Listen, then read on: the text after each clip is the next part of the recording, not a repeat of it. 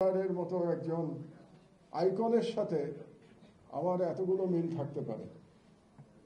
অমিলের জায়গা দুটো, একটা একটু আগে ইঙ্গিত দিয়েছি, 50 বছরের পার্থক্য, সুতরাং বিশাল জেনারেশনাল গ্যাপ, এটা একটা অমিল।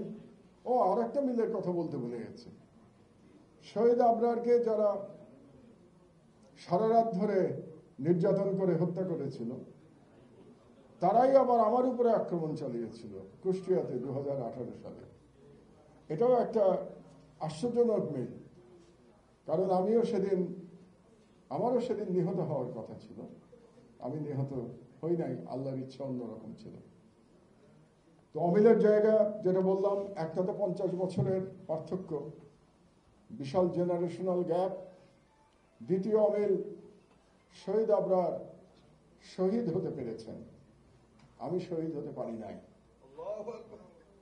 হয়তো আমারই শহীদ হওয়া উচিত ছিল, কারণ আমার যত কিছু দেয়ার, যতটুকু দেয়ার আল্লাহ আমাকে ক্ষমতা দিয়েছেন, সেটা দেয়ার সময় তো মোটামুটি পেরিয়ে গেছে আমাদের। শহীদ আবরারের অনেক কিছু দেয়ার ছিল জাতিকে, সেটা তিনি দিয়ে যেতে পারেন নাই। সেই জন্যে শাহাদাতটা পরিবর্তন হলে দেশের জন্য হয়তো উপকারী হতো। আমি শহীদ হতে পারতাম 2018 সালের 22শে জুলাই, সেটা হয় নাই। সেটা না হয়ে পরবর্তীতে আবরার শহীদ হয়েছে।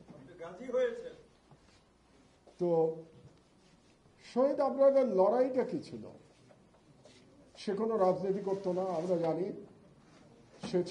সে কোনো প্রত্যক্ষ রাজনীতির সাথে জড়িত ছিল না, কিন্তু তার অগাধ দেশপ্রেম ছিল এবং সে ভারতীয় আধিপত্যবাদের বিরুদ্ধে তার আওয়াজ তুলেছিল। এইটুকুই ছিল শহীদ আবরারের জীবন। এবং ভারতীয় আধিপত্যবাদের বিরুদ্ধে আওয়াজ তুলবার জন্য তাকে শহীদ হতে হয়েছে। কিন্তু তিনি জাতিকে জাগ্রত করে গেছেন, কারণ এই ভারতীয় আধিপত্যবাদের বিরুদ্ধে তত্ত্ব কথা আমরাও লেখালেখি করেছি, দীর্ঘদিন ধরে করেছি। আমার বয়স হয়েছে, লেখালেখির বয়সও কম হয় নাই, 20 বছর পার হয়ে গেছে। তো আমরা লেখালেখি করেছি, কিন্তু আমাদের লেখালেখি অনেকটা বিমূর্ত ছিল। বিমূর্ত থাকার কারণে হয়তো জাতি জাগ্রত হয় নাই, কিংবা আমরা দুর্বল লেখক ছিলাম, আমরা জাতিকে জাগ্রত করতে পারি নাই। সেই জন্যে ভারতীয় আধিপত্যবাদের বিরুদ্ধে লড়াই করবার জন্য আমাদের একটা রক্ত মাংসের মানুষের প্রয়োজন ছিল। সেই মানুষটি শহীদ আবরার। শহীদ আবরার শহীদ হওয়ার পরে সেই রক্ত মাংসের মানুষ আমাদের সামনে এসে গেল, আর বাংলাদেশের তরুণ জনতা জেগে উঠল।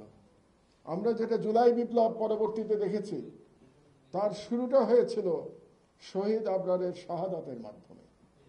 সে শহীদ হয়ে পুরো তরুণ প্রজন্মকে ঝাঁকি দিয়ে গেছে, যেটা আমার আগে পূর্ববর্তী অনেক তরুণ বক্তা বলে গেছেন। এবং সেই লড়াই আমাদের এখনো চলছে।